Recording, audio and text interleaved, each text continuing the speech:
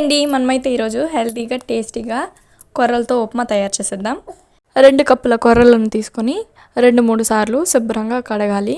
కడిగిన నీటిని వంపేసి 1 glass కొర్రలకి 3 glass నీళ్ళు చొప్పున 2 గ్లాస్ కొర్రలకి 6 గ్లాసుల నీళ్ళను యాడ్ చేసుకుని 4 గంటల పాటు నానబెట్టుకోవాలి. బీన్స్, క్యారెట్, ఉల్లిపాయ, కొత్తిమీర, కరివేపాకును సన్నగా తరిగి పక్కన ఉంచుకోవాలి.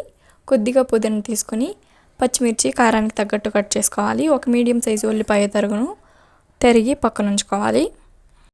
కడాయి పెట్టి కడాయిలో 2 టేబుల్ స్పూన్ల బటర్ను వేసుకోవాలి. మీరు కావాలంటే బటర్ ప్లేస్లో నూనెను కానీ నెయ్యిని కానీ యాడ్ చేసుకోవచ్చు.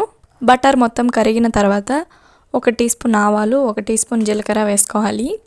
ఆవాలు జీలకర్ర చిటపటమన్న తర్వాత వేరుశనగ గింజలు వేసుకోవాలి. వీటిని పల్లీలని కూడా అంటారు. 1 టేబుల్ స్పూన్ ఉద్దిపప్పు, 1 టేబుల్ స్పూన్ పచ్చిశనగపప్పు వేసుకొని పప్పులన్నీ దోరగా వేగేంత వరకు వేయించుకోవాలి.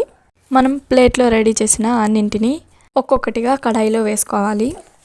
అన్నింటినీ వేసిన తర్వాత గరిటెతో అన్నీ కలిసే విధంగా ఒకసారి కలుపుకోవాలి. రుచికి తగినంత ఉప్పు, 1/2 టీ స్పూన్ పసుపు వేసుకోవాలి.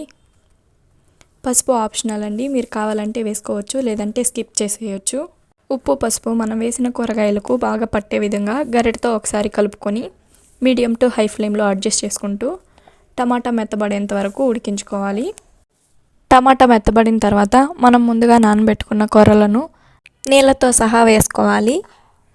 మొత్తాన్ని కలిసే విధంగా ఒకసారి కలుపుకొని హై ఫ్లేమ్లో 2-3 నిమిషాల పాటు ఉడికించుకోవాలి. తర్వాత ఫ్లేమ్ని మీడియం టు సిమ్లో అడ్జస్ట్ చేసుకుంటూ మూతతో క్లోజ్ చేసి 10 నుండి 15 నిమిషాలు ఉడికించుకోవాలి.